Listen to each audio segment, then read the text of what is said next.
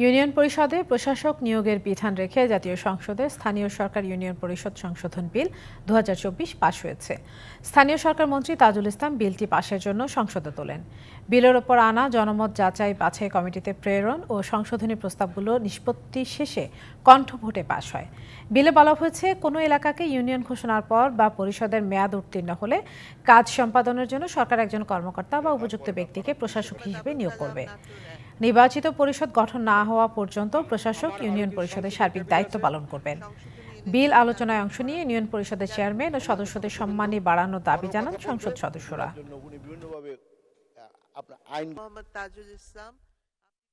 প্রস্তাব করিতেছি যে স্থানীয় সরকার ইউনিয়ন পরিষদ আইন ২০০৯-এর অধিগত সংশোধনকল্পে আনিত বিলটি স্থানীয় সরকার ইউনিয়ন পরিষদ বিল ২০২৪ স্থায়ী কমিটি কর্তৃক সুপারিশকৃত আকারে এই মহান সংসদে পাশ করা হোক।